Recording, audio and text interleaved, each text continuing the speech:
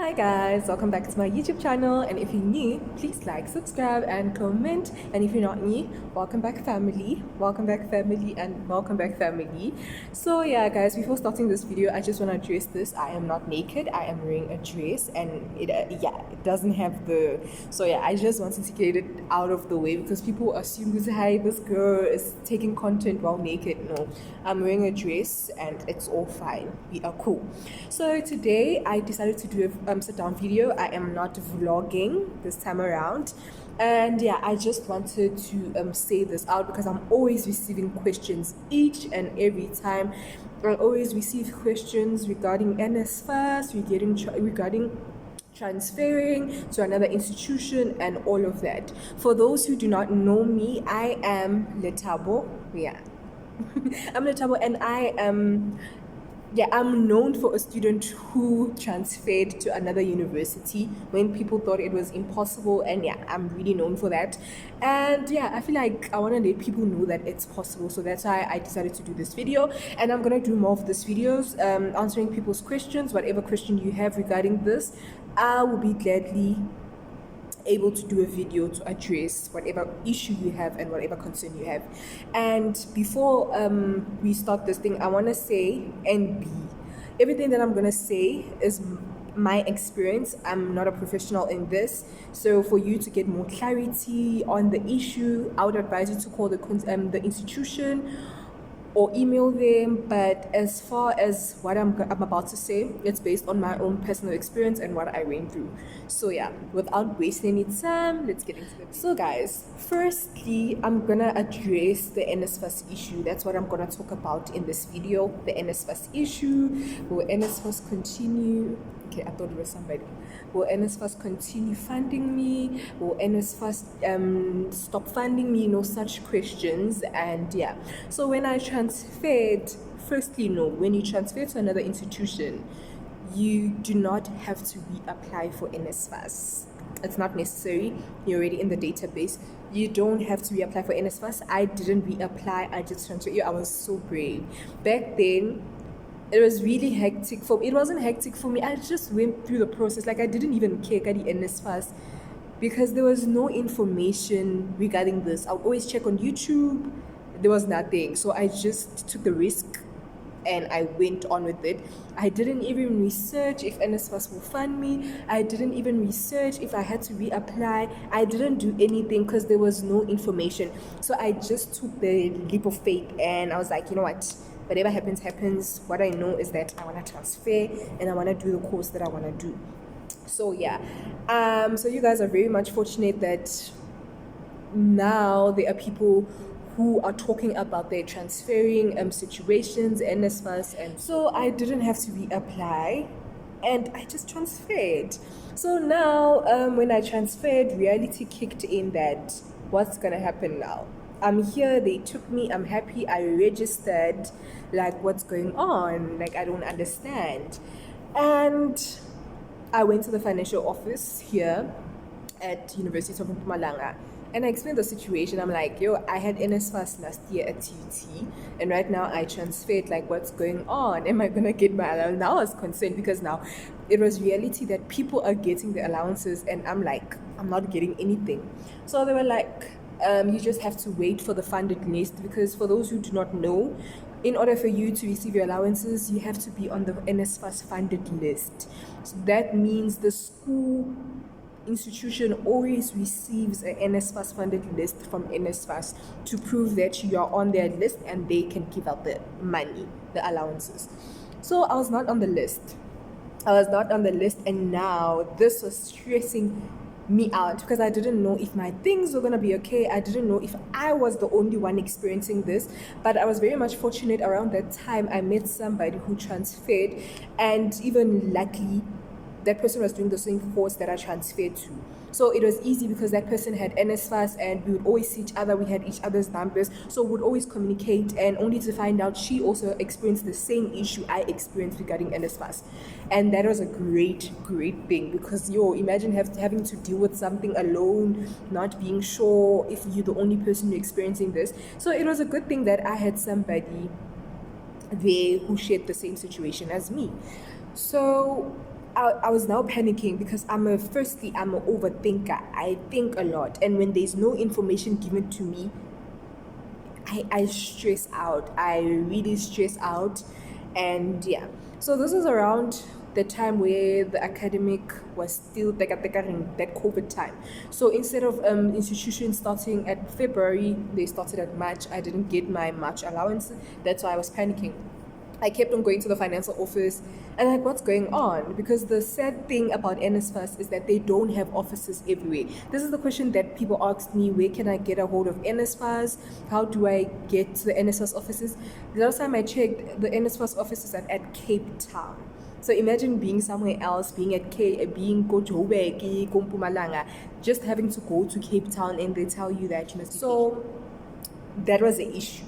So yeah, always know that there's one Nsfas offices, which is at Cape Town. So what I did was to always call Nsfas.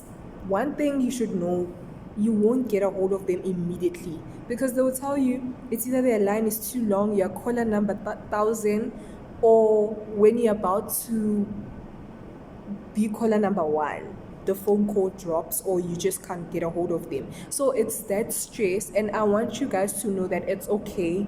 It's part of procedure. You will stress out. You will stress out. You will get annoyed. You will get frustrated. But it's just the way things are. So with me, when I realized the situation, I started pushing. And when I mean pushing, from March, since the academic year started at March, from March every day, April every single day of April, May every day, June every day, July every day, I would always go to the financial office. Because you must remember, it's a situation where you need to be patient, but at the same time you should also pressurize them. Because the issue was, if you call Nsfas, they will tell you that they're waiting for your registration data at the university. And when you go to university, they're telling that they're waiting for the list at Nsfas. It's like they're waiting for each other, and I don't know how. But how this thing works is that Nsfas has to receive your registration data. So obviously you go to the institution, you register there, and when you register there, the institution is responsible to send your registration data to Nsfas. So now the issue is, you must remember the reason why the process takes longer, but depending on the institution, I guess. But the reason it took longer for me, I'm talking on my experience, was because you must remember I'm from TUT, right? Nsfas knows and had my first year registration data. Nsfas saw me as a student at TUT. And now I'm not registering at TUT. Like, they're waiting. What's going on? Why isn't this child registering at TUT? So now I go at University of Mpumalanga to register, and it's the university's responsibility to send what? My registration data. Sorry about that. It's the university's responsibility to send my registration data to Nsfas, so that Nsfas sees that, okay, this child changed institutions, and that's why it's a long process, and you need to be patient. But even in the midst of being patient, you need to pressurize them. Please send my registration data, because you will never get your allowances when the institution didn't send your registration data and when you're not on the funded list. But to give you assurance is that there's no way the institution will never send your registration data to Nsfas. There is no way. They will, but depending when, and that's why the whole process is long. And you must remember, Nsfas deals with many students, so it's gonna take time. The confusion of transferring, so it took around 4 to 5 months for my things to be finalized. And yeah, it was hectic. So you guys need to be aware, when you're about to transfer, be mentally prepared, physically prepared that this thing is going to take time. It's going to be a journey. You need support financially. You need support from your parents, your family, whoever, financially, to give you money for food, to pay for your accommodation. Because with me, I feel like the Lord favors me, guys. I feel like the Lord favors me. I have a lot to tell you guys. But yeah, as time goes by, the Lord has favored me, because when I transferred, remember, I didn't care about anything. I didn't think about the Nsfas. And when I didn't receive my meal allowances, it kicked in that, oh my gosh, if I didn't receive my meal allowances, which means I don't have money to pay accommodation. I had to be brave. I had to sit down and talk to my landlord and be like, you know what? This is the situation. And mind you, I had moved to another residence. The owner does not know me, and the owner understood. Oh my gosh, the owner understood and was like, okay, fine, when your things are finalized, you pay me everything, but for now you can stay. Just imagine how blessed I was for the owner to be like, stay, and you don't even know me. So yeah, that's how I'm saying I'm blessed. But with some of you guys, you'll face challenges where landlords won't agree at all for you to stay at their accommodation because you don't have money. So it's that kind of situation. You always have to have a backup plan. It's great when you favored and the landlord is like, no problem. Only there you know that you focus on food. But now if there's an issue, and imagine you staying far and the landlord doesn't want you to stay, it's an issue. So you need to be prepared for such things, honestly. You need to be prepared. I think my biggest mistake was not being prepared. And in the midst of not being prepared, I would have experienced bad things, but with the favor that I had, everything just went well, because at least you know when your accommodation is sorted, you don't need a lot for food. You can sacrifice not eating body steak, body lamb. Yeah, you can sacrifice on that. So yeah, everything went well for me, and every day I kept on going to the financial office every single day from March up until July. And I even went to recess for July, and that's when I got my money during recess. I kept on sending them emails. I'm one person, when I want something, I will nag. I will go to your office. I will send you emails. I will do everything. But yeah, everything was sorted around July, and I got my allowances. And in terms of allowances, many people asked me, do you get all your money? And yes, they will never rob you. You get all your money from March, April, May, June, July, and your book allowance. I probably got how much? It was around 13K, 14K. Yeah, if not mistaken, you get your money. So rest assured, they will never rob you. They will never cheat you when it comes to your money. You will get all your money. And yeah, it's about that. I really hope you guys understand, and wherever you need help or you have a question or clarity on, you can ask me. And yeah, I've responded to many and people are still confused.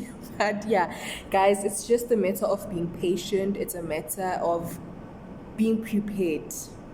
If you know that you're in this situation right now, it's a process, but surely I know it's so stressful, but surely you'll get all that's due to you. And if you're a student who's planning to transfer next year, I want you to be mentally, emotionally, physically, everything ready, so that you know if things go this way, then I need to be prepared in terms of having money for food. I need to be prepared in terms of having money for accommodation, most especially accommodation. Because I mean, if you're transferring to Cape Town and you stay at Joburg, you need accommodation, and it's gonna be somehow when you don't have money for accommodation, and now you have to go back home, and you're missing out at school, then you're missing out on tests, then you fail, then you just fail the academic year, and it was just useless. So if you know, this is my advice, if you know that you can't handle and you don't want to put your family, your parents in this position where it's just a burden, then I would advise you to not transfer. If you know that you can't be patient for 5 months, then I would advise you to not transfer, because guys, it's hectic, trust me, it's hectic. But if you know that you can, if you know that everything is just under control, then why not? It's a great thing to do the course that you want to do. As for me, with those who don't know, the reason I transferred was because I didn't enjoy the course that I did. I knew I didn't see myself there, and with the information that I didn't have at all, I just transferred without thinking the negative. Transferring is good. You're going to do the course that you, obviously we all transfer to do something that we want to do. I mean, that's the reason, I guess. There's no other reason. But it's nice transferring. We're going to do whatever we want to do. We're doing the course that we want to do, the course that we love. But in the midst of it being nice, there are disadvantages, pros and cons, advantages and disadvantages. So you should check that out. And as I said earlier on, that this is based on my experience. I'm talking based on what I know in my experience. I always tell people when they ask me questions, this is what I went through. But if you feel like you need clarity on something, I always tell them that I would advise you to call the institution or or email the institution, because the process that I went through could be different from what you're gonna go through. So yeah, your things might be finalized in a month. Mine took 5 months. Yours could be finalized immediately, and mine, yeah, took 5 months. So yeah, it's all about that. And I really hope you guys enjoyed this video. I'm gonna end it here, and yeah, I'm really gonna make a segment of talking about these things just to address it, because I know I get many DMs all the time. So whatever question you have, whatever you want to know, feel free, comment down below. Let's engage, because yeah, we are fortunate to have somebody who's experienced this, because back then I didn't get nobody to explain the pros and cons, to explain the whole process and everything. So yeah, I'm gonna end it here. I've been talking. I feel like I've been talking. I don't know when last did I do a sit down video. I'm used to doing vlogs, but I'm enjoying it. I'm enjoying it. I'll see you guys in the next video. I hope you guys enjoyed, and thank you so much for the support. Thank you so much for the love. If you're experiencing this right now, I'm so sorry, but the light at the end of the tunnel. So yeah, I'll see you guys in the next video. Bye.